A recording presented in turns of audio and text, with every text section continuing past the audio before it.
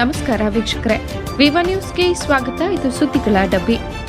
ಕರ್ನಾಟಕ ರಾಜ್ಯ ತೆರಿಗೆ ಸಲಹೆಗಾರರ ಸಂಘ ಬೆಂಗಳೂರು ಇದರ 2025-26ರಿಂದ 2028-29ರ ಅವಧಿಯ ಚುನಾವಣೆ ದಿನಾಂಕ 7 ಸೆಪ್ಟೆಂಬರ್ 2025ರಂದು ನಡೆಯಿತು.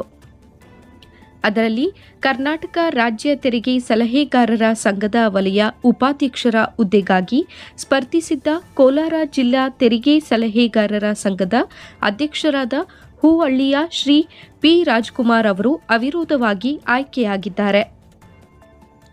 ಶ್ರೀ ರಾಜ್ಕುಮಾರ್ ಅವರ ಈ ಜಯವು ಕೋಲಾರ ಜಿಲ್ಲಾ ತೆರಿಗೆ ಸಲಹೆಗಾರರ ಸಂಘಕ್ಕೆ ಗೌರವವನ್ನು ತಂದಿದ್ದು, ಸಂಘದ ಹಿರಿಮೆಯನ್ನ ರಾಜ್ಯ ಮಟ್ಟದಲ್ಲಿ ಮತ್ತಷ್ಟು ಬಲಪಡಿಸಿದೆ. ಈ ಸಂದರ್ಭದಲ್ಲಿ ಶ್ರೀ ರಾಜ್ಕುಮಾರ್ ಅವರು ಮಾತನಾಡಿ, ಈ ಯಶಸ್ಸಿಗೆ ಕಾರಣೀಕರ್ತರಾದ ಎಲ್ಲ ಹಿರಿಯ ಮತ್ತು ಕಿರಿಯ ಲೆಕ್ಕ ಪರಿಶೋಧಕ ಸ್ನೇಹಿತರಿಗೆ ಧನ್ಯವಾದಗಳನ್ನು ಅರ್ಪಿಸಿದ್ದಾರೆ. ಹಾಗೂ ಮುಂದಿನ ದಿನಗಳಲ್ಲಿ ಕೋಲಾರ ಜಿಲ್ಲಾ ತೆರಿಗೆ ಸಲಹೆಗಾರರ ಸಂಘ ಹಾಗೂ ಕರ್ನಾಟಕ ರಾಜ್ಯ ತೆರಿಗೆ ಸಲಹೆಗಾರರ ಸಂಘದ ವಲಯ ಉಪಾಧ್ಯಕ್ಷ ಹುದ್ದೆಯನ್ನು ಯಶಸ್ವಿಯಾಗಿ ನಡೆಸಿಕೊಂಡು ಹೋಗುವುದಾಗಿ ಭರವಸೆಯನ್ನ ನೀಡಿದ್ದಾರೆ.